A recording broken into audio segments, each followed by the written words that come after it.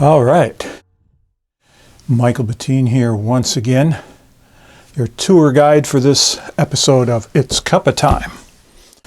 And I call this one Tips, Tricks, and Hacks. I'm going to talk about various things I do, especially with my rack setup, and a few other things. Some are answering questions, others are just things that I think are important to know. So I've got lots of notes today to make sure I get things right.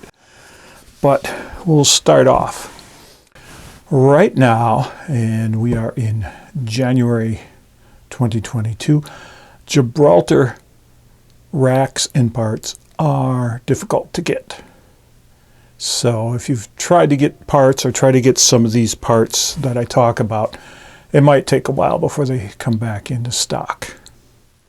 First of all, I'd like to talk about Gongs Unlimited has the official Gongtopia stand. I will link that down below, and it is the very large version of what I use to hold like 36-inch gongs and that. Mine is that I use in the field that it's based on is a little smaller, and it is made to hold 32-inch and smaller ones.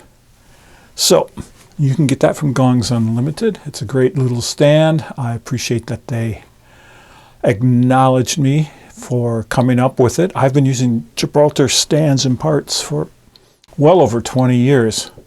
First with my drum sets, and then as I expanded my whole gong setup, I ventured into using it for the gong racks because I think it's really great stuff. It's fairly lightweight. It's very flexible, and I can adapt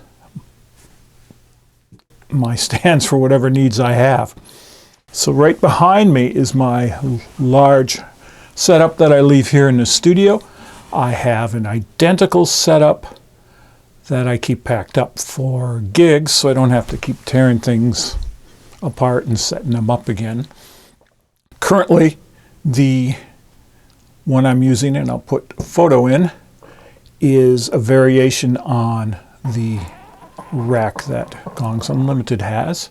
As opposed to having two gongs in the middle, up and down, I use four gongs, very much like this rack here with two wings. So enough of the advertisement. Let's get on to things. Hooks. I get a lot of questions about gong hooks in my setup. And if you've been to my website, I have a little article about putting together gong hooks like I use. I don't like the standard Gibraltar ones for two reasons. One, they're made of plastic. Now, unless you're staying in one place, plastic is a definite no for traveling stands because plastic fittings are so easy to break. And this Gibraltar gong hook, I've seen plenty of them broken because they stick down so far, and there's easy for stand parts to hit them in a case, somebody to drop it, the bar with the hooks, drop it on the floor or something, and they just break right off. Now, the other thing I don't like is they have this gigantic S hook on it. So in reality, the gong is hanging down, like about here is where the hook will be, and the gong will have to hang down lower. So all that space above, I think, is a wasted space. So I use the standard Gibraltar memory locks and an S hook that you can get at a hardware store. And I just put that in there, slide it over the bar and tighten it down, and there's my gong hook. I've got a bar here with a couple hooks on it. Here's one of my wings, and you can see it. And the thing with these is there's different thickness S hooks, so you have to find the right ones. Sometimes they're a little too big and you need to file them down. If they're a little thin and they wiggle, I usually put a little shrink tubing on there, and then they snug right up. But this is on one of my wings, and these are great. As you can see, it doesn't hang down very far, whereas the Gibraltar hook will be down about this far. And to me, all this space is wasted because then I have to either have a rack that goes higher, or like my middle bar here has to go lower. And I don't like wasted space. The other thing I did, I should turn that this way, is I run my top hooks horizontally instead of hanging down this way. And I do that for two reasons.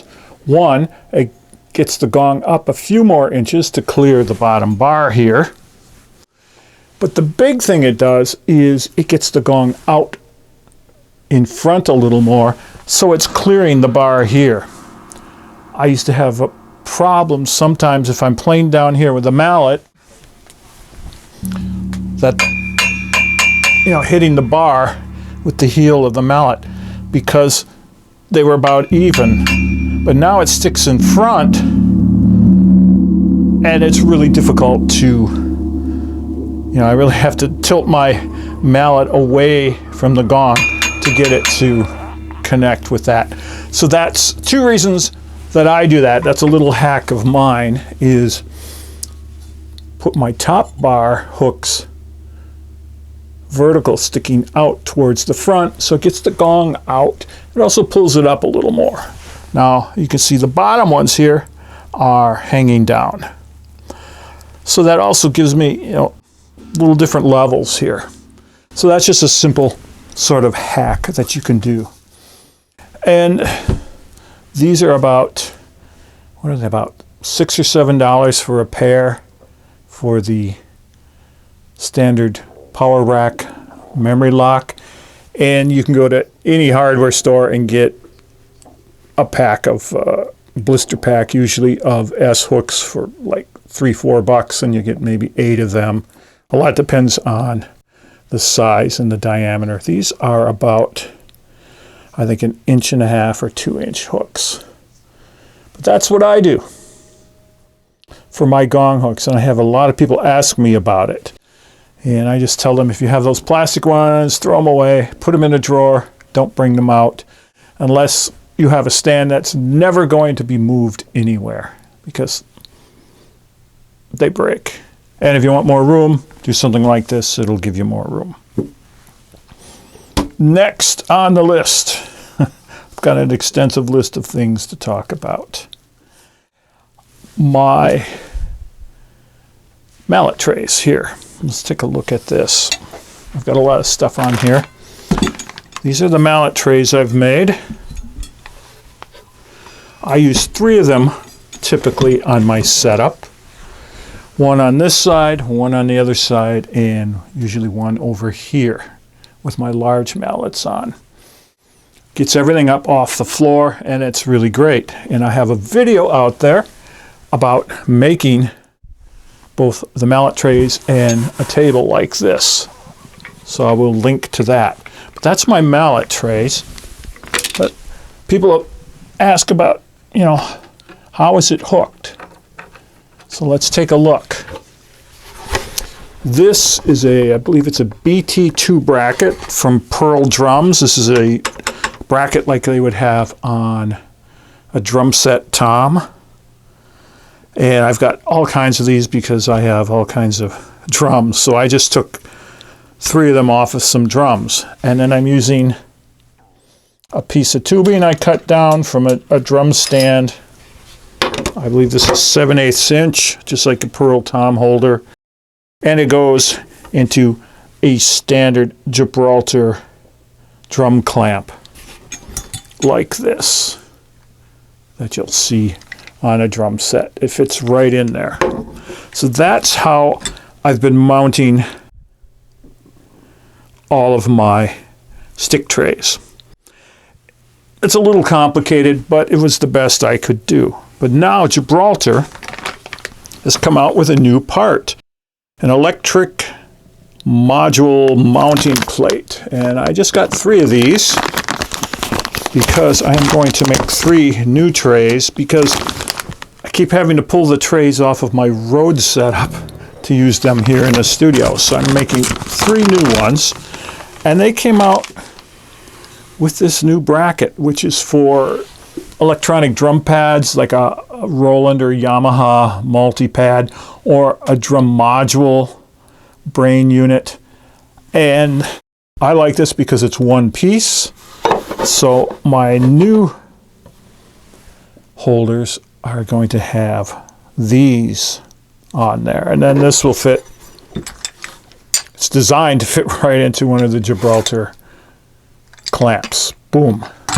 So I am going to put these on the 3 new ones, and I may end up getting 3 more clamps so I can have these brackets back for my drums and put those back on there. But this is a new one. I got these on a deal from Sweetwater. I got them for like 14 bucks. They're like $15 now. I'll link that below.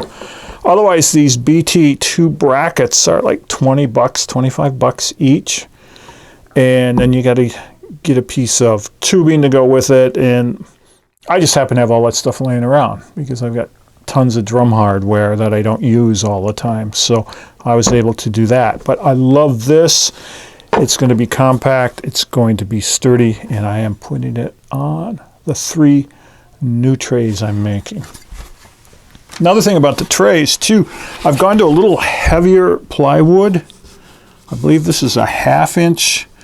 I went to a 3/8 on 2 of the new trays because I've been finding this 1/2 inch over time tends to warp. So the 3/8 looks like it's straighter already. Buying it, it's straighter, and I have a feeling it will stay straight in the long run. So we'll find out about that down the road. But this just goes in here, tighten it up, and boom, I have my mallet tray to put things on, which is a great little handy thing. Okay. We'll look at some other things here now. I think it was my bell cymbal video.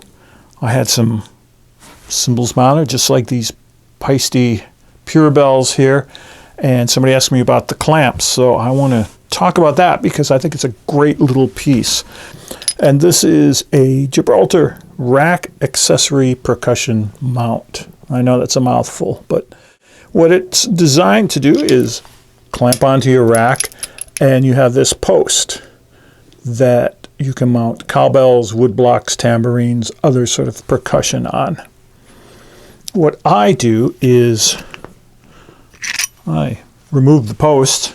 I don't generally use that.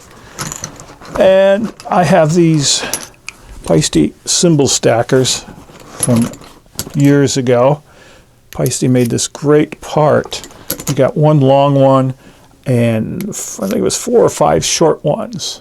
And you could take these and mount them and stack various cymbals on it. Here, you can really see it against the gong because it's all black here, but they just fit on by gravity. They don't screw on. I know Gibraltar makes a similar thing that screws on top of each other. But I like these a lot. Unfortunately, they don't make them anymore, but I will put them. And this is just a 3-piece. I mean, you have the clamp, and then you have the accessory clamp for the bar, and then you have a bar. So you can actually put a lot of different things through here if they fit. So I will use this for the little Peisty cymbal arm. Now you could take other cymbal arms that will fit in here and use them. If you have some longer ones, you can always chop them shorter. But this is what I mount my bell cymbals on, like the Pure Bells here. And you can see there it is. Now it comes with this wing bolt, which is great, but it sticks out real far. So on things that I permanently mount, I'm not going to change. I just went, here, I'll even pull this off. Just went to my hardware store and got a standard hex-headed bolt. It's very short. Put it in there, tighten it, and it does the same thing, but on this is not something I'm going to change out. I'm not going to move it. So I keep it as a permanent thing. And then again, these aren't sticking out in the way. It helps it pack up a little easier too. What this works great on too is the new Peisty Roto Sounds. No, they're not out yet. I will find out when they're going to be released and let everybody know on Facebook and on a video and whatever. As soon as I have information, I will tell you. So don't all be writing, where can I get a Roto Sound? These are the prototypes for the new ones, but this fits great in here, and I can just mount it right on the bar. It'll hold it, it'll spin, and it's perfect. So these are really versatile little clamps. They also make a version of this with a microphone holder on it, little shock mount microphone holder.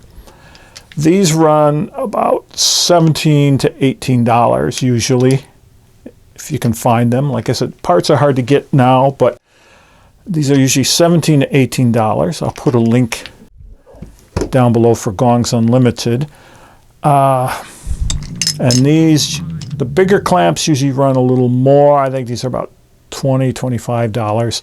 I have so much of this gear that I bought years ago, I'm not always up on the current prices. But these are great too for the Roto Sounds because they clamp really small in here. Now, the standard Gibraltar clamp that's used for tom and cymbal arms, these usually run about, I think, $25 each or so. And all this stuff, if you watch eBay and Reverb and all these other places where you can buy used gear, or if you go to Music Go Round, I always hunt Music Go Round, and I get a lot of my Gibraltar stuff there. Sometimes I get them for really cheap, parts like this for like $10 or so. So this is the standard tom clamp, and I will use it with a Roto Sound that's hanging upside down like this. And I put a little locking collar. You can get these at a hardware store. It's a little metal collar with a set screw. And I put it on there because just in case this thing came a little bit loose, I don't want this sliding through and crashing down. So this gives me some security. And what I did too is I cut these shorter. These are about 7 inches longer. They have a threaded top with a wing nut that does the same design as this. And they were designed to be on the Peisty percussion stand and hang down quite a ways. But they're much too long for me, so I cut all 3 shorter so they don't get in the way. But yeah, I like that little collar on there just to give me a little safety. Otherwise, if I'm having them this way, they're not going to slide at all. So again, those are the new Roto Sounds. The old Roto Sounds have the same size shaft on there. The Peisty multiple cymbal mounts have the same size. And there's a lot of percussion mounts and cymbal arms that are this diameter or a little different. So this will obviously take a lot of different sizes. This gives you a little bit of leeway. You can have something just a little bigger. But it's a great clamp, and I have a lot of them. My bar here, my extension bar for a gong rack, and if you might notice, it's got a piece of red tape on it. On my big rack setups like this, I put tape on all the parts to label them so I know what sides they go on. This is generally the red side here, so things will have a piece of red tape. This is the green side, pieces will have a green tape. I believe this is the blue end, and I have another end over here, which is the orange end on a 4-sided rack. So, because, I end up with a lot of pieces, and it just makes it easy to set up and grab something, because often they look the same. A left and right one of these look very much the same. So I use tape. I even have little labels on some of these from my label maker.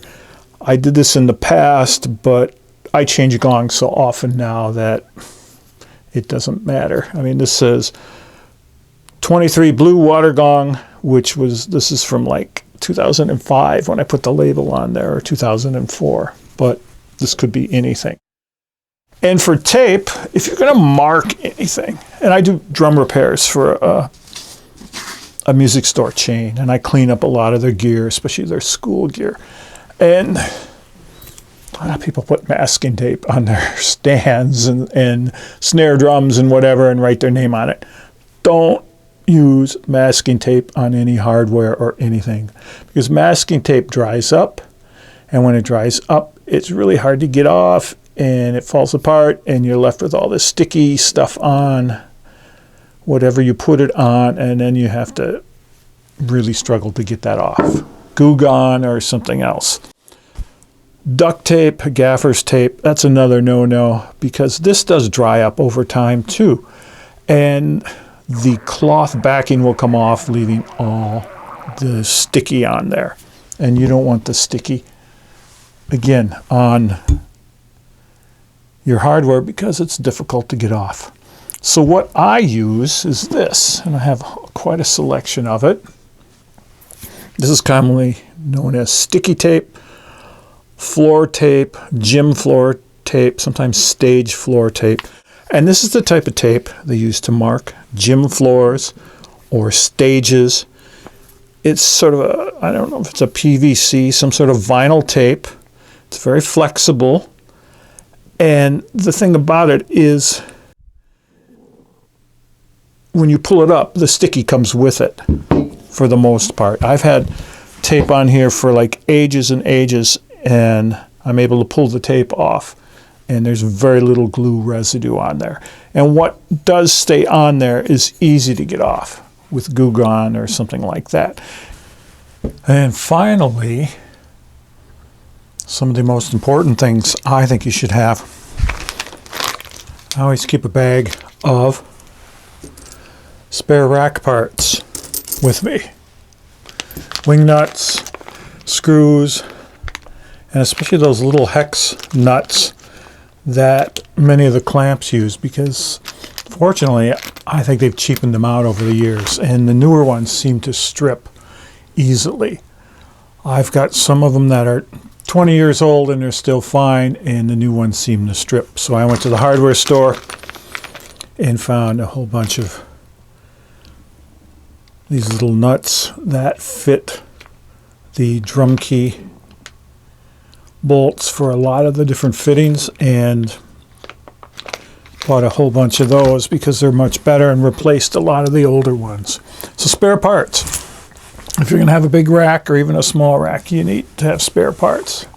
Nothing worse than having something strip out as you're setting it up, and then you have to deal with that for the whole session. Another really, really important thing,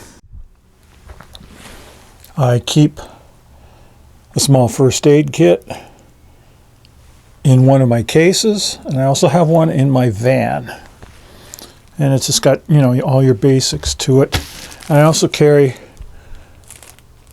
a little bag full of flexible bandages, especially the knuckle kind and the fingertip kind, because I've cut myself, and before a performance one time I reached into my stand case and a piece of chrome had flaked on the end of a tube, and I reached in and sliced right into my finger, a nice big slice. I didn't even know I was bleeding until I pulled it out, and there's blood everywhere. Fortunately, I had fingertip bandages, so I was able to bandage it up. The show went on, but that's real important. First aid stuff, even like if you get Tylenol, whatever, things like that. I think that's important. One more thing I like to keep with my gear and my setup, I always keep in one of my bags Cliff bars or energy bars. And there's nothing worse than you've had to drive for an hour, you're setting up and you're getting ready to go on, and it's just like you don't have any energy, or you're just starving. Where are you going to go get food? And you got to play in 10 minutes. So I always keep a couple of energy bars in one of my bags. So I'm all set. And sometimes I'll bring a bag of nuts or something like that too. But just, some sort of snacks to give me an energy boost if I need it right before I have to play. And one of the most important things is a good pair of work gloves. I keep one pair with my gear. I also keep a second pair in my van in the console in case I forget these or misplace them, but I always keep a pair with the gear. Now here it's winter. It's January. Up in the north here it's cold. And winter gloves are great for carrying gear into the venue. They're fine, but for setting up gear, they're too bulky, they're too squishy, they don't really work. So a nice pair of work gloves does a couple of things. And I use these all year round, summer and whatever. Protects my hands, protects them from getting cut or pinched in any of the clamps as I'm assembling my rack. And it keeps them from getting blisters or anything like that too. In the winter, the gongs themselves and all the tubing gets cold. Being in the van on the way to the gig, everything gets cold and you pull it out and you open the cases and it's really cold. So a good pair of work gloves will keep your hands warm. That's really a necessity. But the biggest thing for me is just to protect my hands. These are my main tools right here, these two hands. So I like to protect them, and a good pair of work gloves keeps them safe. The gloves take the abuse and I can replace the gloves. I usually get new gloves, just about once a year, and keeps my hands safe. So I think that's really important. Even if you don't have a massive setup like I have, just if you're carrying enough gear,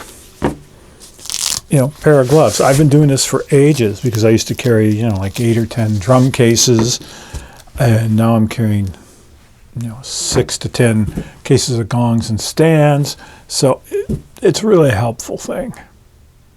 So there you go. Tips and tricks and hacks, things to help